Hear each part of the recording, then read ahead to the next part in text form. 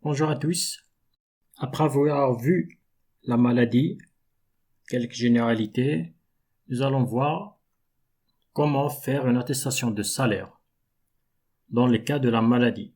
On a vu que c'est la première des choses que l'employeur doit faire, c'est d'établir une attestation de salaire pour que la sécurité sociale puisse déterminer le montant de l'indemnité journalière qui sera versée aux salariés. L'attestation de salaire peut se faire de deux manières. La première, ça passe directement par la DSNE. C'est la plus simple et la plus pratique pour l'employeur, pour le gestionnaire de paye. La deuxième manière, c'est de la faire en passant par le site de NetEntreprise.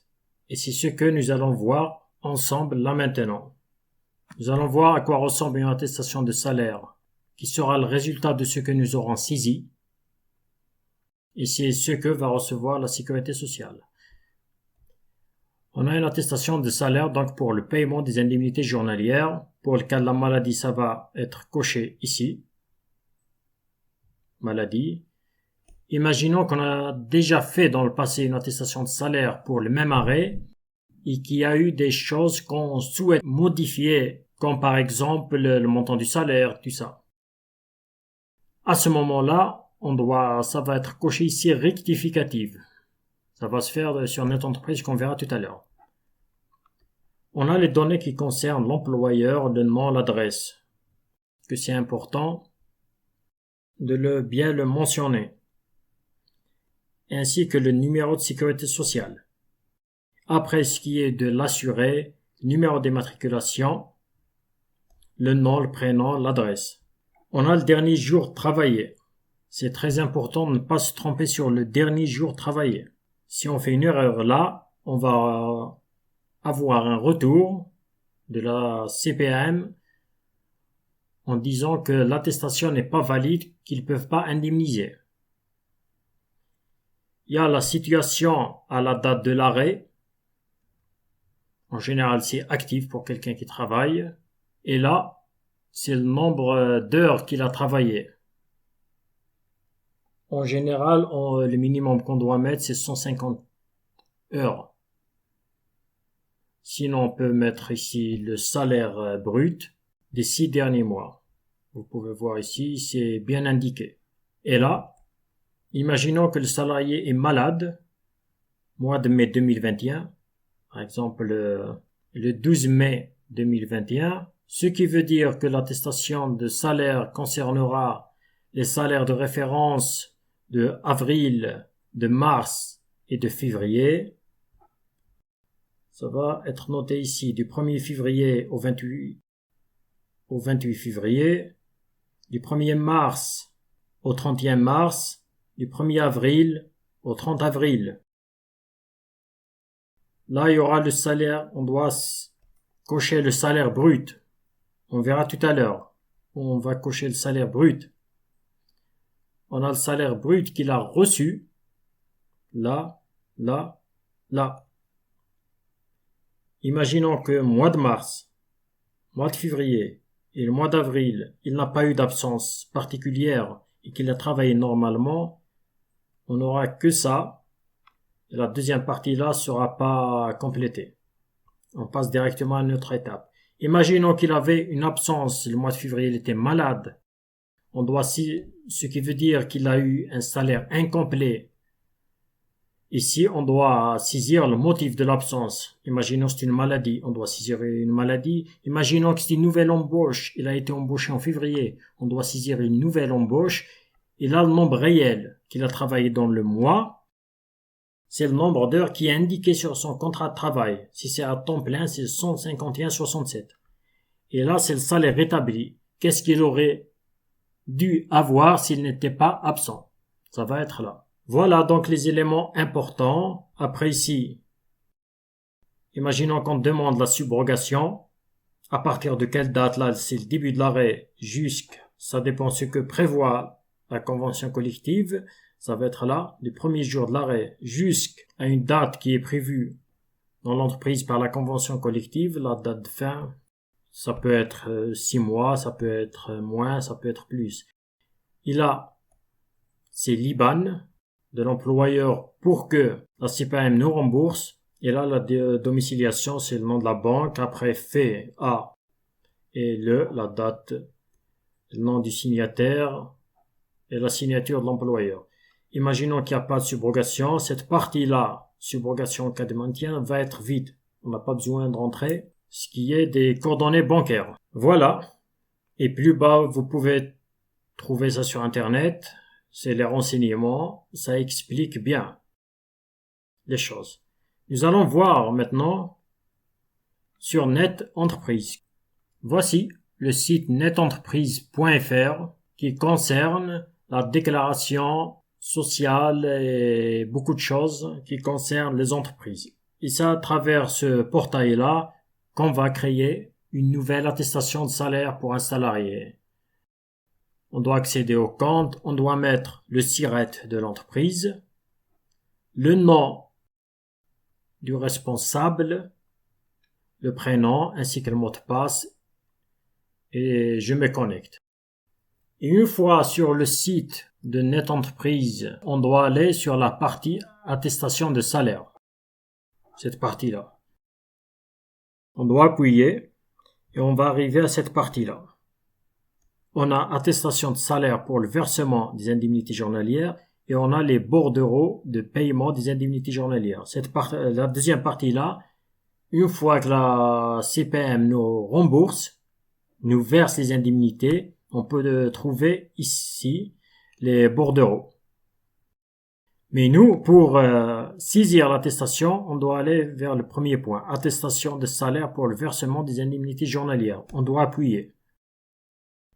Une fois appuyé, on vient là. On a cette partie-là. On laisse toujours là. On laisse PDF. On laisse là pour avoir un compte rendu.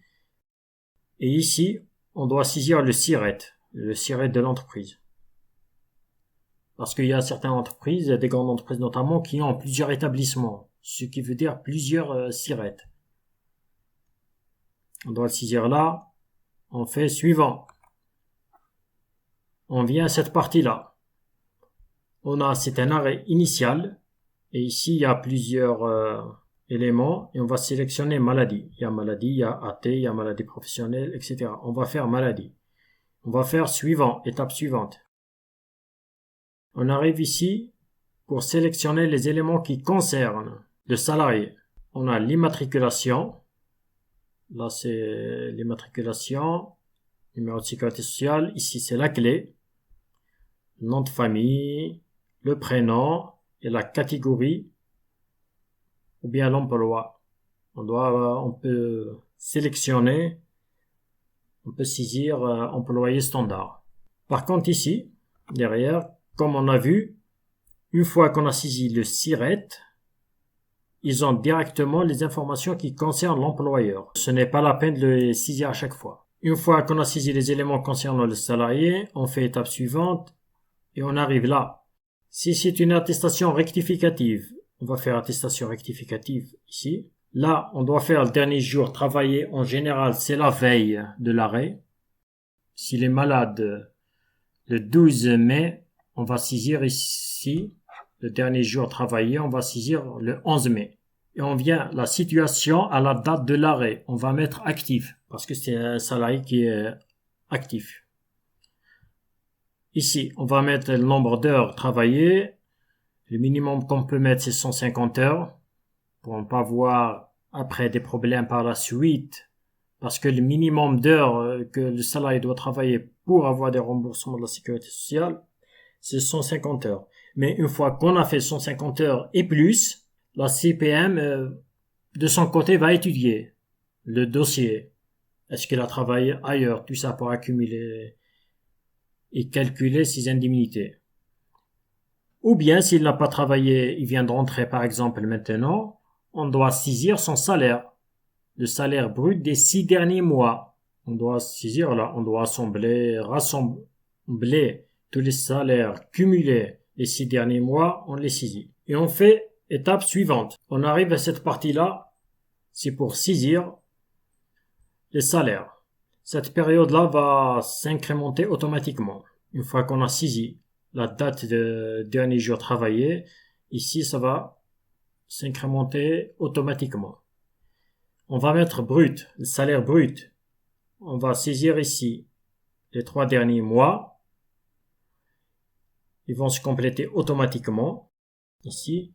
Et nous, on aura à saisir que le salaire brut là.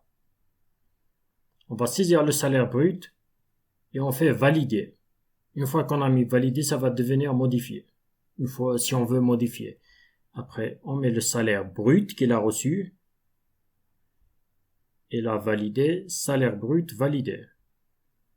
À chaque fois qu'on saisit, on saisit la première ligne, on fait valider. La deuxième ligne, on fait valider. Troisième ligne, on fait valider. Et des fois, il y a dans certaines... quand on saisit l'attestation, des fois, on a 2 colonnes ici. Le brut et on a ce qui concerne les charges. Là. Vous pouvez le trouver. Vous allez prendre le salaire là, multiplié par 0,21, 21% de charge qu'on met là. Là, et on met 21%, là, et on met 21%, et on passe. Et on passe à l'étape suivante. On arrive là. Imaginons, comme je l'ai dit tout à l'heure quand on regardait l'attestation sur le PDF, ça, on l'aura directement, qui nous sera saisi automatiquement parce qu'on l'a déjà saisi avant. Imaginons que le salarié, dans les 3 derniers mois, il était absent, soit maladie, soit autre chose. Pas le congé, parce que le congé, c'est considéré comme travail effectif. Imaginons qu'il est en maladie. On a le montant de salaire brut qu'il a reçu. Imaginons qu'il est malade. On doit saisir maladie, qu'il est malade. On doit saisir le nombre réel d'heures qu'il a travaillé. Imaginons qu'il était malade la moitié du mois, il a travaillé 75 heures, on doit mettre 75 heures. L'heure complète, ce qui est indiqué sur son contrat de travail. Imaginons s'il est à temps plein, on va saisir 151,67 ici. Et le salaire rétabli, qu'est-ce qu'il aurait dû avoir s'il avait travaillé à temps plein?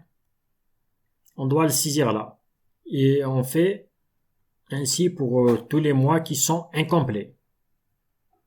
Et pareil, on saisit la première ligne, on valide, deuxième ligne, on valide, troisième ligne, on valide. Et après, on fait suivant. On vient là. Ici, par exemple, s'il a travaillé les 3 derniers mois sans avoir d'absence, on n'a rien à saisir. On fait directement suivant. Et on arrive là, ce qui concerne la subrogation. Est-ce que l'employeur demande la subrogation, oui ou non? S'il demande oui, on fait oui, on doit saisir l'IBAN du premier jour de l'arrêt maladie jusqu'à ce que prévoit la convention collective. Là, 3 mois, 4 mois, 1 an, ça dépend ce que prévoit. Si il n'y a pas de subrogation, on va mettre non. Imaginons que c'est un salarié qui est moins d'1 an d'ancienneté dans l'entreprise et qu'on applique le légal, donc il n'y a pas de maintien de salaire, il n'y a pas de subrogation, on met non. On passe directement à l'étape suivante. On arrive à cette étape-là. On fait A. En général, ça se met automatiquement, sinon vous mettez une ville. Là, ça sert à rien, il n'y a rien à mettre. Et vous allez faire étape suivante. À l'étape suivante, il faut toujours mettre oui. Il faut pas oublier. Parce qu'en général, vous faites étape suivante. Ça va vous ouvrir une nouvelle fenêtre. Vous allez voir l'attestation. Vous pouvez télécharger l'attestation alors que dans la première fenêtre, vous avez oublié de mettre oui. Du coup, l'attestation de salaire ne va pas aller à la CPM. Vous n'aurez pas de remboursement ou bien le salarié n'aura pas d'indemnisation. Et vous avez fait ça pour rien. Il ne faut pas oublier de mettre oui. Voilà donc sur ce qui est l'attestation de salaire sur Net Entreprise concernant la maladie. On verra prochainement concernant les autres cas d'arrêt, accident de travail, limites en thérapeutique aussi. Et je vous dis merci et à bientôt.